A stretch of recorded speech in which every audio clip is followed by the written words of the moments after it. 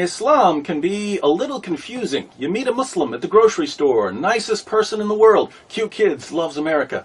Later that day, you turn on your television and wait a minute, some other Muslim just blew up the grocery store.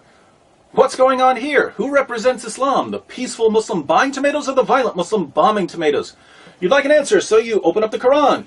You read Surah 2, 256, there is no compulsion in religion.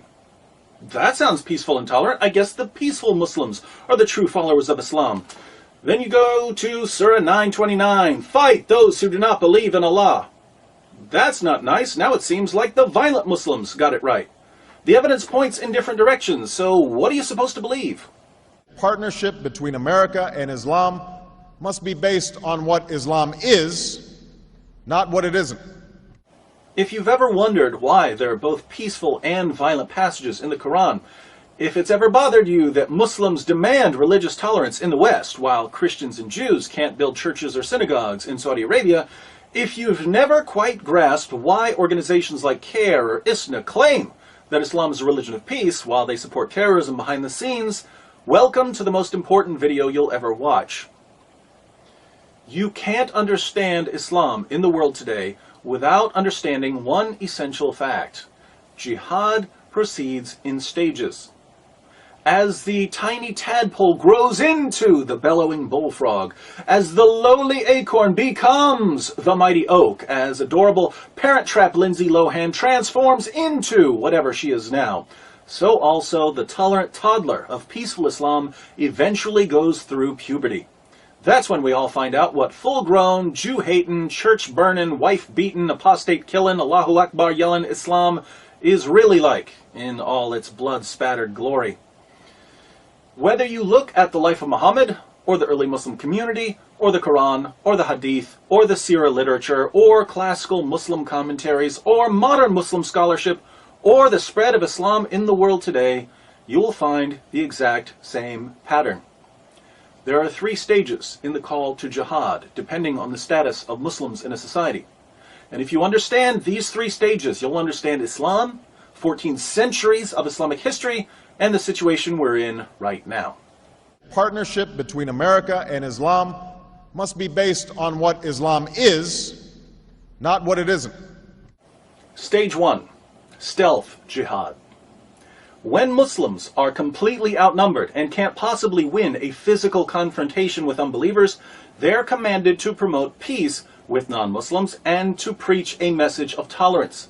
For instance, when Muhammad and his followers were a persecuted minority in Mecca, they criticized the beliefs of the polytheists, but they did so peacefully. The revelations Muhammad received during this time proclaimed a future judgment for unbelievers. Allah will one day punish those who reject Muhammad. But in the meantime, to each his own. Live and let live. Coexist. A characteristic chapter from this period is Surah 109. As the Holy Quran tells us, Say, O unbelievers, I do not serve that which you serve, nor do you serve him whom I serve, nor am I going to serve that which you serve, nor are you going to serve him whom I serve. You shall have your religion, and I shall have my religion. Muslims in the West point to passages like this as evidence that Islam is inherently peaceful. But we know from Muslim sources that while Muhammad was calling for religious tolerance in Mecca, he was already planning to conquer the world in the name of Allah.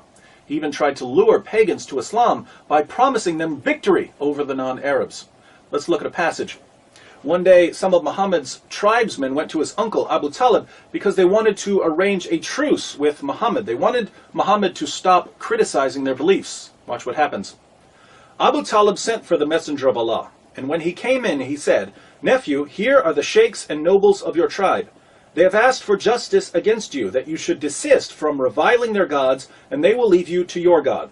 Uncle, he said, shall I not summon them to something which is better for them than their gods? What do you summon them to? He asked. He replied, I summon them to utter a saying through which the Arabs will submit to them, and they will rule over the non-Arabs. Abu Jahl said from among the gathering, What is it, by your father? We will give you it and 10 like it. He answered, that you should say, there is no deity but Allah. Think about this for a moment. Muhammad's walking around Mecca calling for peace and tolerance. But behind closed doors, he tells the Quraysh, join me and we'll rule over the non-Arabs, Christians, Jews, Persians, etc.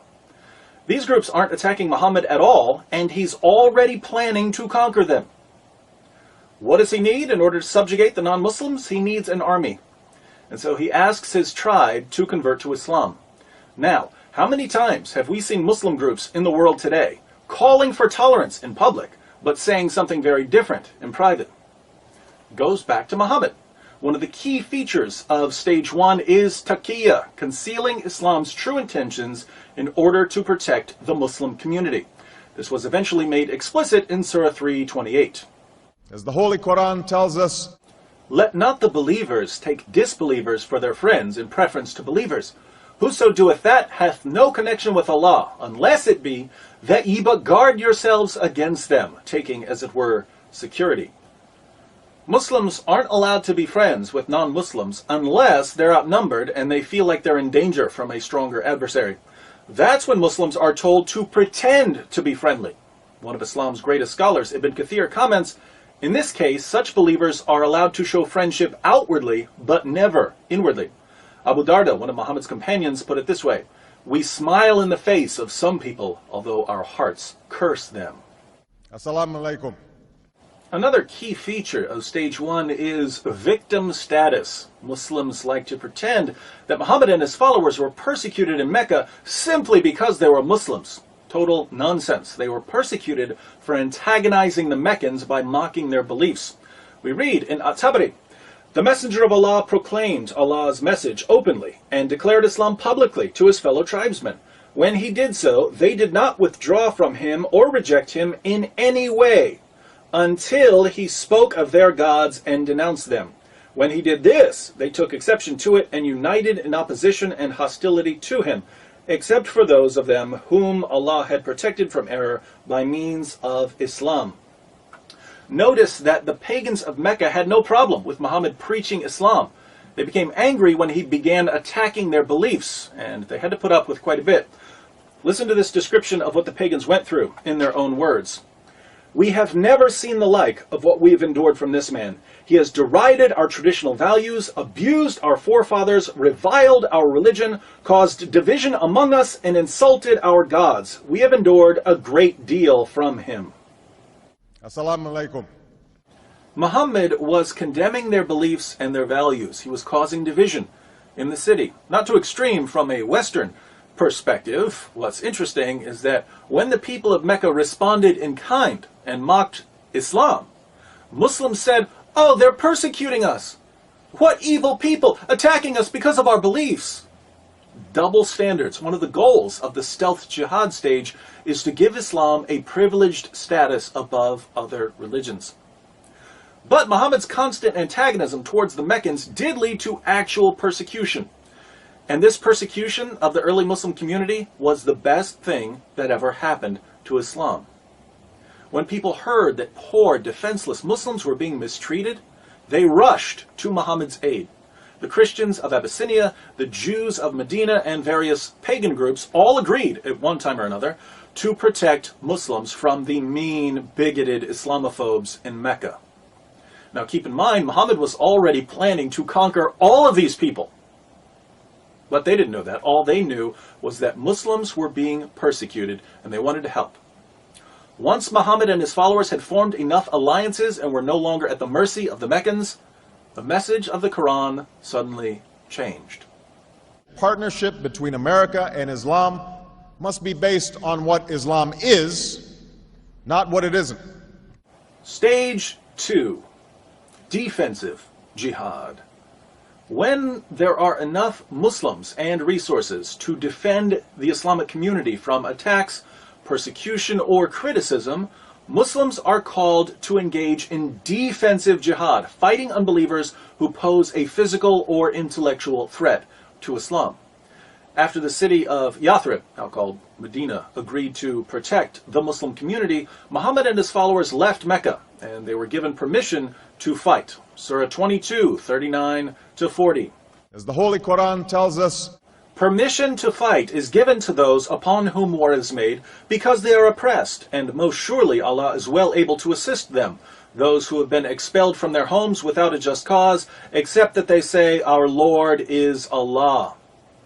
Did you catch that? According to the Quran, Muslims were kicked out of Mecca simply because they believed in Allah.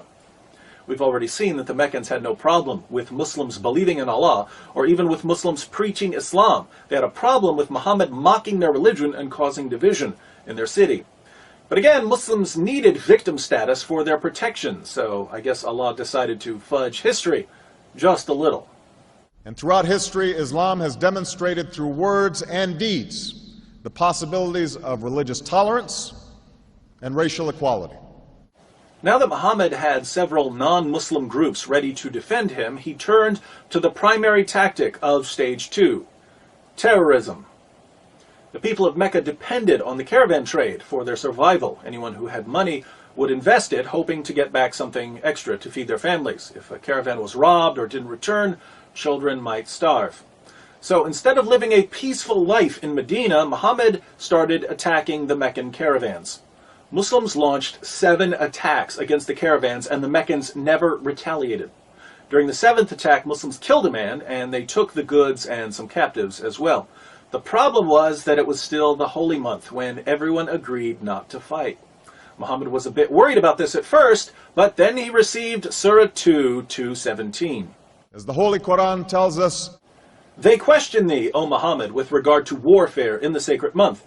Say, warfare therein is a great transgression, but to turn men from the way of Allah, and to disbelieve in Him and in the inviolable place of worship, and to expel His people thence, is a greater transgression with Allah, for persecution is worse than killing." Persecution is worse than killing. Yes, we killed a man during the holy month when there was a universal agreement not to fight, but you persecuted us, and that's worse. So don't you dare judge us.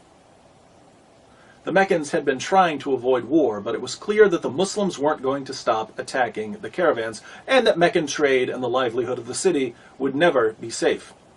So the pagan tribes sent an army to protect the next caravan. Muslims attacked and defeated the Meccans at what became known as the Battle of Badr. Notice that the first real battle between Muslims and non-Muslims was a result of non-Muslims trying to protect themselves from Muslims terrorizing their trade routes. Islam has a proud tradition of tolerance. It didn't take long for Muhammad's protectors to realize that they had been duped. Muslims weren't quite the innocent victims they had claimed to be. Muhammad and his followers were far more greedy and violent than the pagans they were now attacking. But these disillusioned defenders soon learned that once you agree to support Muhammad, you don't get to change your mind. Anything other than perfect allegiance to Muhammad becomes grounds for expulsion, seizing property, enslavement, or annihilation. 3 Jewish tribes in Medina found that out the hard way. A proud tradition of tolerance. Non-Muslims also learned that no matter how much they disagreed with Muhammad's campaign of violence and intimidation, they had to keep their mouths shut. Muhammad began ordering the assassination of critics during stage 2. People who spoke out against Islam or wrote poems about Muhammad were brutally murdered. And the citizens of Medina, the very people who had invited Muslims into their city, saw their rights rapidly disappearing in the name of Allah. Tolerance, tolerance, tolerance. Stage 2, then, is characterized by defensive fighting those who attack the Muslim community in some way. What we need to get our minds around, however, is that Muslims have a much broader definition of what constitutes an attack than anything we're familiar with. Persecution and military aggression certainly count as attacks, but as we've seen, criticizing Islam counts as an attack. Backing out of alliances after you figure out Muhammad's true intentions counts as an attack. And in the defensive jihad stage, Muslims are ordered to respond to these attacks with physical violence and terrorism. Partnership between America and Islam must be based on what Islam is, not what it isn't. Stage 3, offensive jihad. When Muslims establish a majority and achieve political power in an area, they are commanded to begin offensive jihad. Once Mecca and Arabia were under Muhammad's control, the message of the Quran changed yet again. Suddenly, Muslims weren't just told to fight against aggressors. They were commanded to fight non-Muslims simply for being non-Muslims. As the Holy Quran tells us, O Prophet, strive hard against the unbelievers and the hypocrites, and be unyielding to them. Surely Allah has bought of the believers their persons and their property for this, that they shall have the garden. They fight in Allah's way, so they slay and are slain. O you who believe, fight those of the unbelievers who are near to you, and let them find in you hardness. tolerance, tolerance, tolerance. If Muslims have the military strength to expand their political power and to violently subjugate non-Muslim populations, forcing these non-Muslims to pay tribute, the Quran commands them to do so. Surah 9:29. As the Holy Quran tells us, Fight those who believe not in Allah nor the last day, nor hold that forbidden which hath been forbidden by Allah and His Messenger, nor acknowledge the religion of truth from among the people of the book, until they pay the jizya with willing submission and feel themselves subdued. This verse doesn't order Muslims to fight oppressors or even critics. It orders Muslims to fight those who don't believe in Allah. tolerance, Tolerance, tolerance, tolerance, tolerance, tolerance. We find similar teachings in Islam's most trusted collections of ahadith. Sahih al-Bukhari 6924. Muhammad said, I've been ordered to fight the people till they say, La ilaha illallah. None has the right to be worshipped but Allah, and whoever said, La ilaha illallah, Allah will save his property and his life from me. tolerance, religious tolerance, tolerance, religious tolerance. Sahih Muslim, number 30. Muhammad said, I've been commanded to fight against people so long as they do not declare that there is no God but Allah. Muhammad didn't say, I've been commanded to fight people until they stop persecuting us. That would be stage 2. It's stage 3. And the same guy who complained just a few years earlier that people were persecuting him because of his beliefs now says he's been commanded to fight people based on what they believe. Total hypocrisy.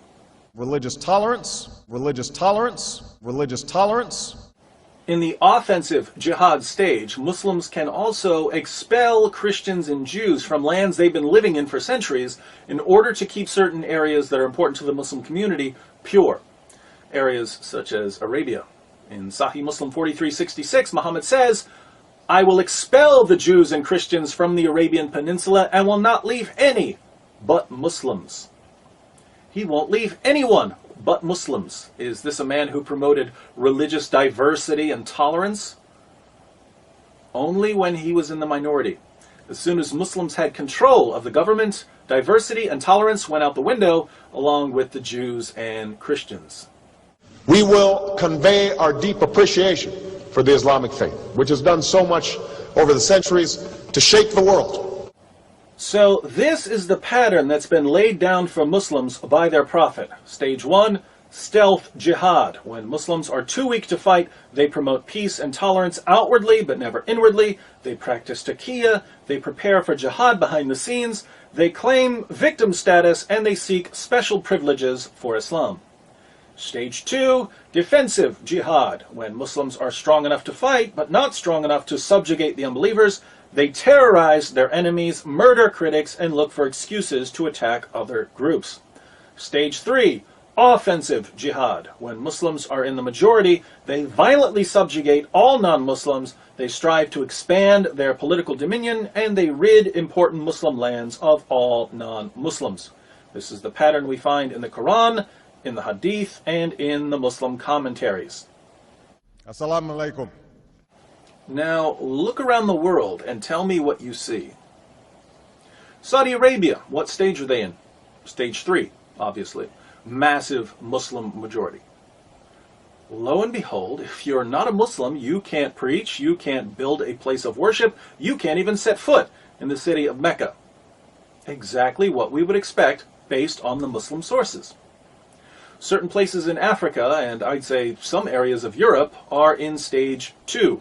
Muslims have enough fighters and resources and alliances to fight defensively. And what do? We see terrorism. We see churches being burned to the ground or blown up in Nigeria and Ethiopia.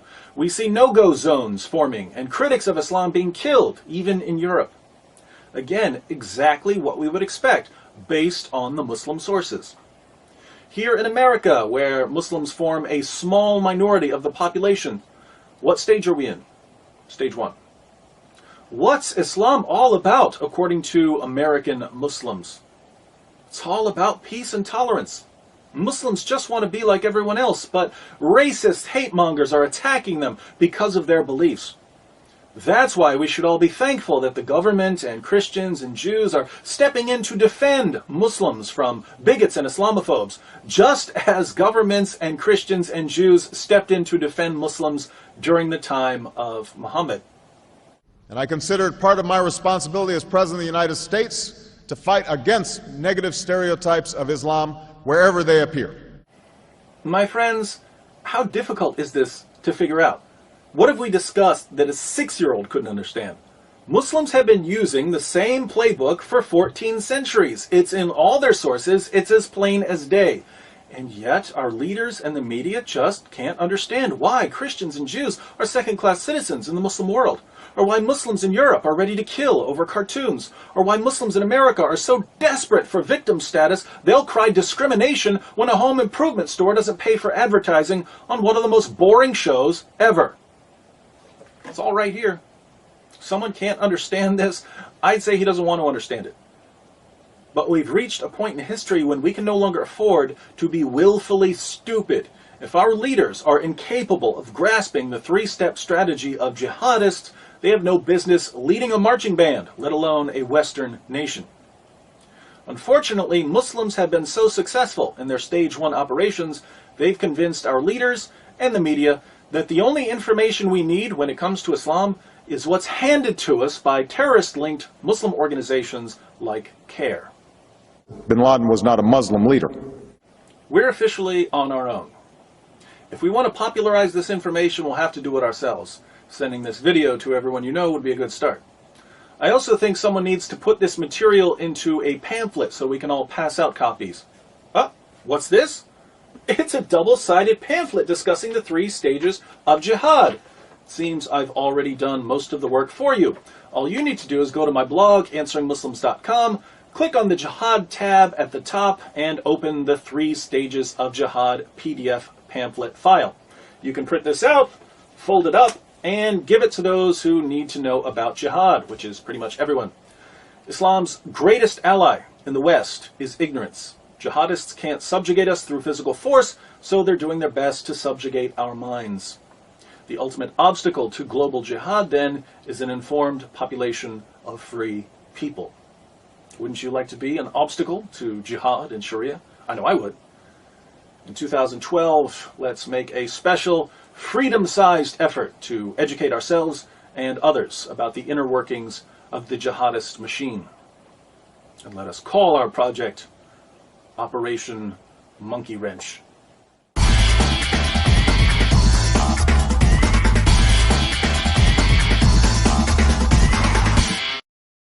I think it's important to add a quick appendix on westernized Muslims. I've said in this video that Muslims in Stage 1 are commanded to deceive non-Muslims in order to keep us ignorant of Islam's violent goals. But if you present this information to your Muslim friends, they're going to deny it. Now, does this mean they're practicing taqiyya? No. When your Muslim friends tell you that Islam is a religion of peace, are they trying to trick you? Probably not. Most Muslims in America have been influenced by Western values more than they've been influenced by Islam. They may pray 5 times a day or fast during Ramadan, but their knowledge of Islam doesn't get much deeper than that. They've read very little of what's in their sources, and they know practically nothing about what we've discussed in this video. So, chances are, when your Muslim friends tell you that Islam is peaceful, they really believe it. No need to accuse them of lying. Sadly, your westernized Muslim friends aren't a source of Islamic doctrine. Islamic doctrine is grounded in the Quran and the Sunnah of Muhammad, and these sources are perfectly clear when it comes to jihad. So I think we need to add another stage to our 3 stages. Stage 0, the totally clueless about jihad stage.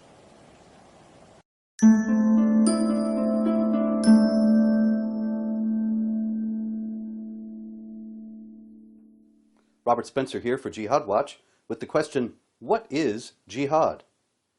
Jihad in Arabic means struggle, and there are as many struggles in the Arabic language as there are struggles in English. You can struggle to quit smoking or lose weight, and there is the titanic struggle between the free world and the communist world, or something of that kind. And in all cases, the word is the same, struggle. The word struggle, or jihad, has the same kind of array of connotations in Arabic. The Islamic Republic of Iran has a government department, the Department of Agricultural Jihad. It doesn't mean blowing things up on the farm. It means trying to increase crop yields, struggling on the farm for better results. But jihad in Islamic theology has a very specific meaning, and that is warfare against and the subjugation of unbelievers under the hegemony of Islamic law. Now, many people will object and say, no, that's the lesser jihad. The greater jihad is the spiritual struggle within one's soul to bring one's life into conformity with the will of Allah. And there is some truth in that. There is indeed a greater jihad. There is a hadith, a report of Muhammad's words and deeds in which he says, after coming up from a battle, we have now come from the lesser jihad to the greater jihad. But that is problematic in several very important ways. One is, it does not appear in any of the primary collections of hadith that Muslim scholars consider to be most reliable. There is no record in Bukhari or Muslim or Abu Dawud or any of the other collections of hadith that Muslims rely on the most. There is no record in any of them of Muhammad saying, we are now coming from the lesser jihad to the greater jihad. What's more, the greater jihad as a concept is really an empty thing. Of course, religions will call upon those who adhere to them to strive for self-improvement, but that in itself is not a controversial issue. Nobody would really care if jihad were solely the struggle within the soul of the Muslim believer to conform one's life to the will of Allah, were it not for the fact that the will of Allah is that Muslims have political hegemony and cultural societal hegemony over the unbelievers. And this is the lesser jihad. The lesser jihad in Islamic theology is the reason why anybody cares who is not a Muslim about the concept of jihad at all and why it bothers anyone. So, in other words, when the Council of American Islamic Relations several years ago ran a nationwide ad campaign saying, my jihad is going to the gym, or my jihad is picking up the kids from school, those were all examples of the greater jihad, but they were deliberately innocuous and hence actually completely irrelevant, because they did not negate the fact that all too many Muslims everywhere around the world have been acting upon the teachings regarding the lesser jihad, which mandates warfare against the unbelievers, and that the unbelievers be first invited to accept Islam, second, invited to enter the Islamic social order, which means that they would pay a special tax, the jizya, as specified in chapter 9, verse 29 of the Quran, and also show themselves to be submissive and subdued, also in accord with that verse. The executors of Allah's wrath on this earth are the Muslims. And one of their jobs is to make sure that the non-Muslims feel the pain in this world, not just in the next, of their having rejected Allah. That is the point of the lesser jihad, to make the non-Muslims suffer, to make them accept the institutionalized discrimination, humiliation, and ongoing harassment that entering the Islamic social order or entering the state of dhimitude involves. And if they refuse to accept Islam, if they refuse the invitation to accept Islam, and if they refuse to enter the Islamic social order and accept dhimitude, the second-class status that always reminds them by their deprivation of their having rejected the true faith of Islam, then Muslims must go to war with them. That is the primary meaning in terms of Islamic history and practice of jihad. It is the main meaning that has caused there to be strife throughout history between Muslims and non-Muslims and causes that strife all around the world today. It is the motivating ideology behind Terrorism, when committed by Muslims who are screaming Allahu Akbar, they think they are serving their God and pleasing their God by murdering infidels who have refused the invitation to accept Islam that was issued to the United States by Osama bin Laden. And therefore, they are earning for themselves his favor. And they would hope that if they are killed in the process, then they will lay hold of the promise that Allah makes in chapter 9, verse 111 of Quran, that paradise is guaranteed to those who kill and are killed for Allah. That is what jihad is all about. Conversion, subjugation, or death for the infidels. And that is why infidels need to be aware of this and need to be taking concrete steps against it, rather than denying it or trying to explain it away or blame it all on the supposed atrocities of the West. Even if the West were pure and pristine and had never done anything wrong, the jihad imperative would still remain within Islamic texts and teachings, and it's not going to go away. I'm Robert Spencer. Thank you.